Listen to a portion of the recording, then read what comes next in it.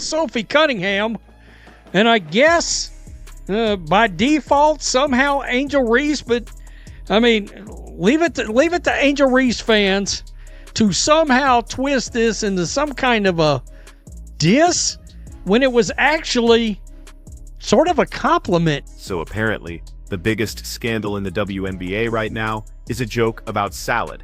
Yep, you heard that right. Sophie Cunningham made a tiny comment, and all of a sudden, Angel Reese fans just lost their minds. Now, the internet is in full meltdown mode. Somehow, this turned into Sophie's jealous or whatever. Seriously, what do you think? Was it a harmless joke, or was it full-blown disrespect?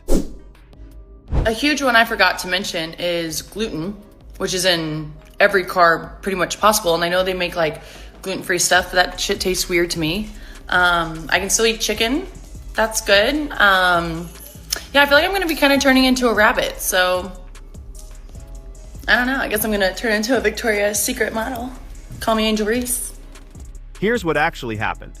Sophie Cunningham, who plays guard for the Indiana Fever, has an Arby's deal and is one of the most recognizable faces in the WNBA, was filming this super lighthearted TikTok about her diet. She mentioned she can't eat gluten anymore and joked, "Guess I'll have to become a Victoria's Secret model. Call me Angel Reese." That's the whole line. The thing is, within minutes, Angel Reese fans just went completely off the rails. They took a 10-second joke about food and blew it up into a federal investigation because apparently saying "call me Angel Reese" is now an insult. Let's break this down slowly, because Twitter clearly can't handle context anymore. Angel Reese, who, yes, just walked the Victoria's Secret runway, has become a global name.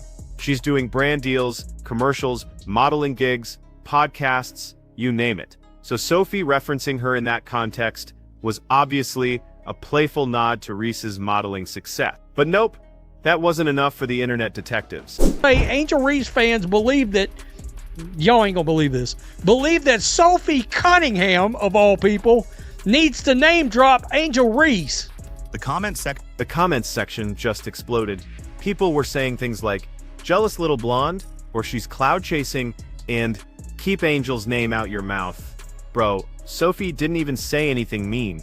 It's like the second someone says Angel Reese, her fan base transforms into the FBI. You had one fan even say, "Oh, she's trying to get attention off Angel's name," like Sophie Cunningham, who has a national ad campaign, millions of followers, and her own WNBA highlight reels, needs clout from Angel Reese? Be serious. What's crazy is, the woman literally has an Arby's endorsement deal. She's out here saying, "We have the meats," and y'all think she's desperate for TikTok clicks? Please. It's a 6-foot-tall, beautiful-ass blonde. You think she needs to name drop Angel Reese for clout? You've got to be joking. Look at all these modeling opportunities, all this stuff she was doing before she even got to the Fever. Nah, y'all mad. Blonde hair, blue eyes, white. Let's be real. That's what it is. Boy, no, logic doesn't exist on social media. So, of course, the headlines started rolling in. Things like, Sophie Cunningham shades Angel Reese, jealousy in the WNBA, and my personal favorite, racial tension erupts over comment. Like, how did we go from gluten to race relations in 10 seconds? This is the exact problem with modern WNBA Twitter. Fans are so desperate for drama, they'll twist anything into a rivalry. And let's be honest, a lot of it comes down to optics. A blonde, white, confident Sophie Cunningham makes one playful comment, and instantly people assume malice, because that's how everything gets framed now. Not by intent, but by identity.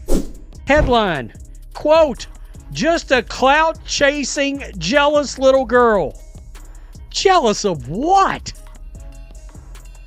Oh, but the fast food. Okay, I mean, Sophie's got an Arby contract, so yeah. I mean, what are we doing? And get this, you could almost predict it. The second Sophie's name trended, people started digging up old photos, political takes, even random tweets from 10 years ago, all to build this jealous, mean girl narrative. Meanwhile, if someone on Angel's side jokes about Caitlin Clark or Sabrina Ionescu, it's playful trash talk. But if Sophie breathes in Angel's direction, it's a microaggression. It's a joke. and not even a funny one. Then came the real chaos. TikTok reactions. Some of these creators were practically performing Shakespeare over a joke about gluten. She's jealous of Angel's success. She can't stand to see a black woman shine. She's obsessed. Obsessed? Sophie didn't even tag her. She said one passing comment while talking about food. But social media thrives on outrage. So once the fire started, everyone had to throw gasoline on it. You even had people dragging Sophie's looks, her voice, her skin color, all while preaching about women supporting women. I mean, the irony died a slow death that day. Here's where the hypocrisy really hits. Sophie actually praised Angel in past interviews. She's publicly said she respects her game, her hustle, and her branding. So this wasn't some hidden beef. It was a casual shout-out. But that doesn't fit the victim-villain storyline social media loves. So now we've got two camps screaming at each other. Angel Reese fans claiming Sophie's jealous and racist, and Fever fans defending Sophie like she's the last sane person on the internet. And the sad part, neither Angel nor Sophie even seems to care. Angel's out here posting pictures from Paris, working on campaigns, and probably hasn't even seen half of this nonsense. Sophie, meanwhile, is focused on training camp, rehabbing her injury, and laughing at the noise. The only people upset are the fans, the same people who claim to protect their favorite player by starting World War III on Twitter. Let's be clear, Angel Reese doesn't need random people fighting her battles online. She's doing just fine. And Sophie Cunningham doesn't need to shade anyone to stay relevant. She's already one of the league's biggest personalities. But logic never gets likes. Outrage does. That's why the same accounts that were bashing Sophie last week were hyping up a fake Reese versus Clark narrative the week before. They don't care who they attack, as long as it gets clicks. Now, let's talk about how ridiculous the jealousy claim actually is. Because if Sophie's jealous, what exactly is she jealous of? Angel's modeling career? She literally said she wants to get healthier and joked about turning into a model. That's a compliment, not envy. Jealous of fame? Sophie's got her own fan base, her own merch, and endorsement deals outside basketball. Jealous of the attention? Be real.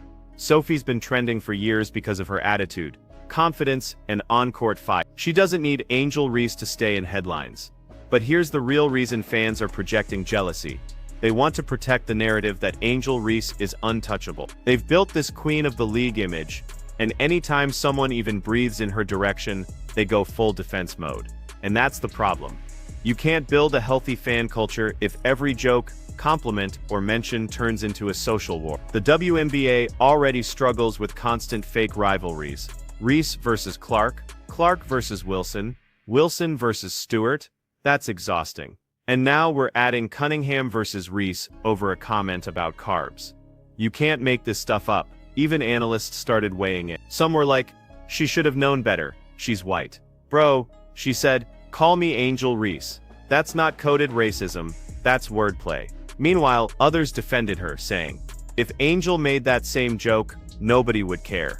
And they're right.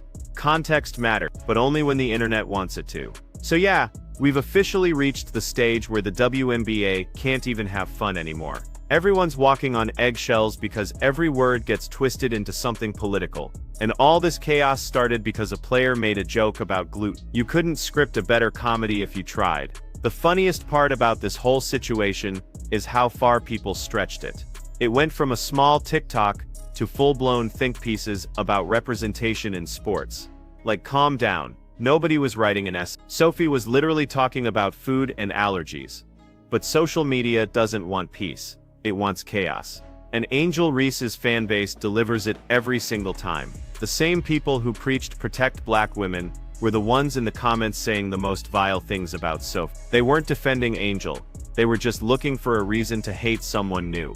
It's this weird cult behavior where being loud on Twitter feels like activism. You can't just call every blonde athlete jealous because it gets you liked. That's not protecting anybody, that's just bullying and fancy packaging.